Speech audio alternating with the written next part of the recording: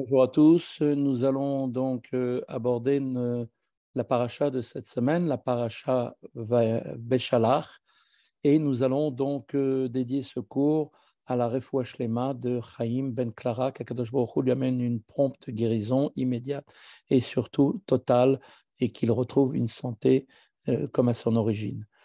Nous allons nous allons apprendre une sikha du Rabbi concernant une sikha qui a été dite en fait le jour du 10 Shvat, Yud Shvat 5716, et la sikha s'intitule ainsi Le combat du Pharaon et celui d'Amalek.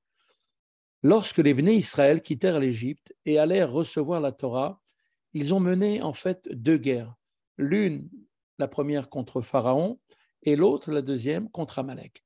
Dans notre Sidra, la Torah relate les instructions que Dieu leur donna pour mener à bien ces deux combats.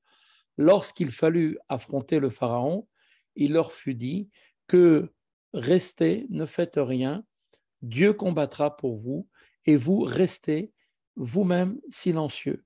Concernant le second combat, celui d'Amalek, Dieu nous dit va et lutte contre Amalek, ce qui implique bien une guerre au sens le plus physique. Alors comment définir ces deux guerres? Le Pharaon se trouvait alors derrière les Bnei Israël et il ne leur barrait pas la route vers le mont Sinaï, mais il mettait en parallèle devant eux le poisson que nous mangions en Égypte et les mets gras de la terre sainte. Il soulignait que l'on aurait accès aux richesses de l'Égypte uniquement dans la mesure où l'on accepterait d'être ses esclaves. Il ne les empêchait pas donc d'aller recevoir la Torah, et il leur fut dit en conséquence que Dieu combattra pour vous et vous resterez vous-même silencieux. À l'opposé, lui, Amalek, se dressa au milieu du chemin conduisant vers le mont Sinaï pour aller recevoir la Torah. Alors, il ne s'agissait pas d'une terre bonne et large, mais bien d'un désert. C'est précisément là que la Torah fut donnée. Comme le souligne le Midrash Tanchuma, et Amalek voulait empêcher les Bnei Israël de la recevoir la Torah.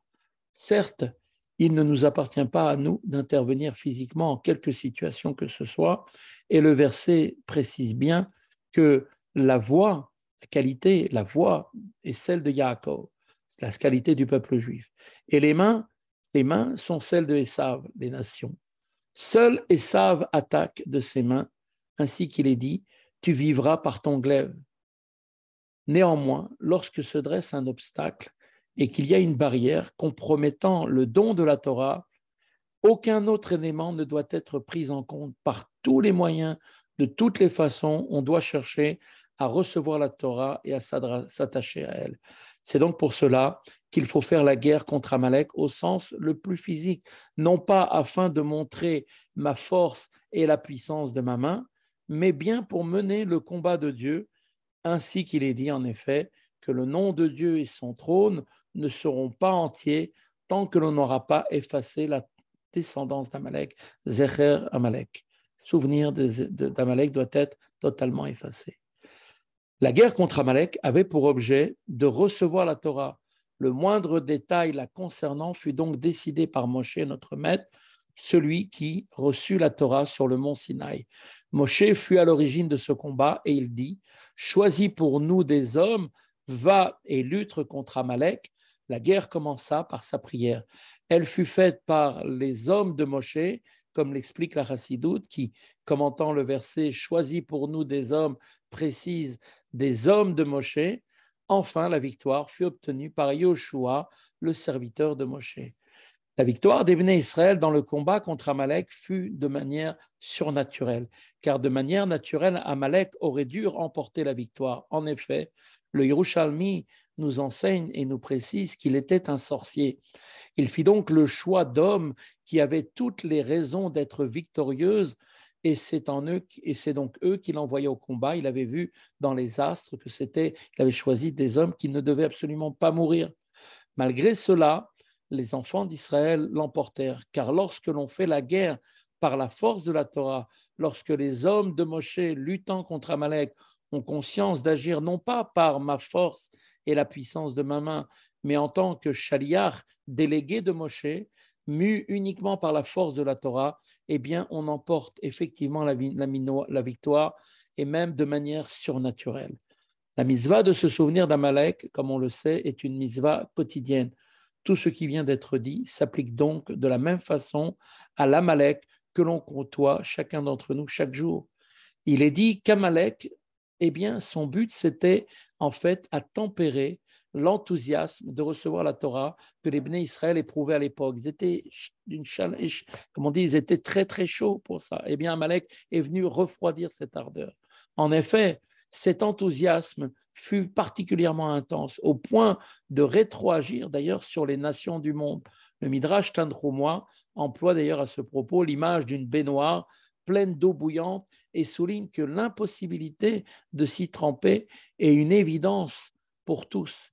Quand d'un seul coup arrive Amalek, celui-ci plongea dans l'eau et donc, bien sûr, affaiblit la chaleur et il refroidit donc cette baignoire et donc relativise un petit peu, si l'on peut dire, la perception des présents, même s'il doit pour cela se brûler.